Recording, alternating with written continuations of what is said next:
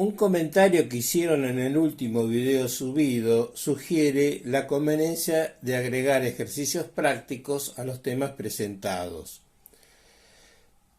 Convencido de que mostrar ejercicios con su resolución no contribuye en el proceso de aprendizaje, trataré de proponer un ejercicio para el nivel inicial en los cursos de electromagnetismo mostrando indicaciones para su resolución.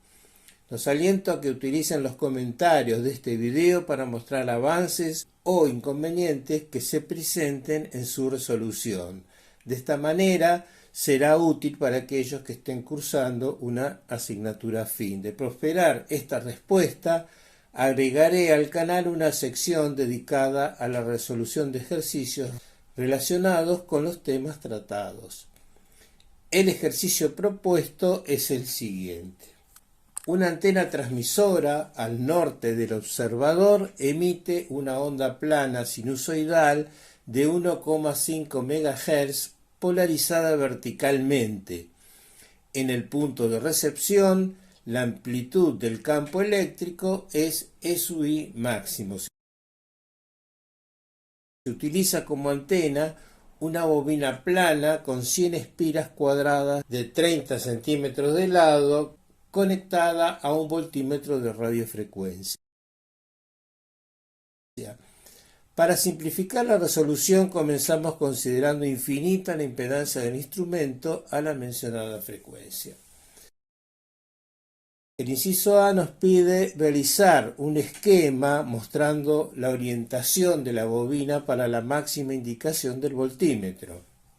Después se pide escribir la función de onda para el campo eléctrico y para el campo magnético en el punto de recepción considerando que la misma es sinusoidal. La parte C pide verificar que para que se cumplan las leyes de Faraday y Ampère-Maxwell debe cumplirse la relación E máximo igual a C por B máximo, siendo C la velocidad de propagación de las ondas electromagnéticas en el vacío. Finalmente se pide calcular el valor pico de los campos eléctrico y magnético cuando el valor eficaz de la tensión medida por el voltímetro es de 15 microvoltios. Indicaciones. En los videos mostrados hasta acá utilizamos un pulso como función de onda. En este caso se propone como función una sinusoide, es decir, una función periódica. A diferencia del pulso, en este caso la forma de onda se repite regularmente cada t mayúscula segundos. El argumento que utilizamos, Vt menos x, ahora forma parte de la función seno, de modo que debe ser expresado en radianes.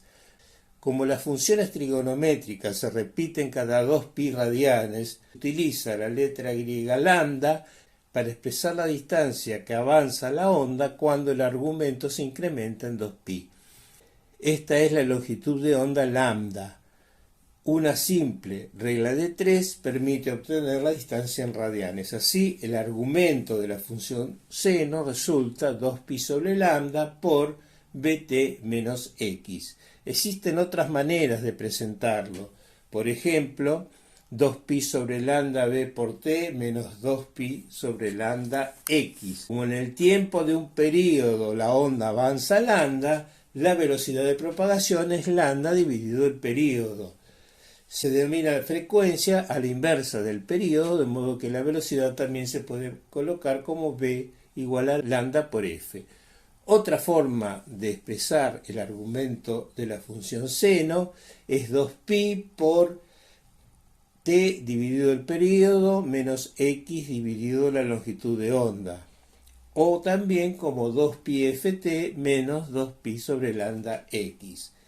2πf representa la velocidad angular con que gira el radio en el círculo trigonométrico y la representamos con la letra griega minúscula omega. Por último, la relación 2π sobre lambda se representa con la letra griega kappa y se denomina número de onda.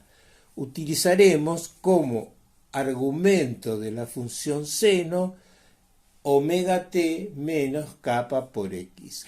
Finalmente, el valor indicado por el voltímetro es la fuerza electromotriz inducida en la bobina de cuadro. Con esto pueden obtener el valor eficaz del campo.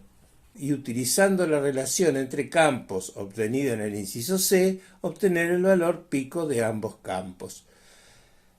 Recuerden utilizar los comentarios para mostrar los resultados obtenidos o consultar sobre los inconvenientes que se presenten en la resolución. El resultado es E máximo igual a 75 microvolts sobre metros. Aclaración: este es el resultado que se obtiene según la bibliografía, donde se considera solamente la fuerza electromotriz inducida por el campo eléctrico de la onda. El resultado es la mitad de este valor si se considera además la fuerza electromotriz inducida por el campo magnético.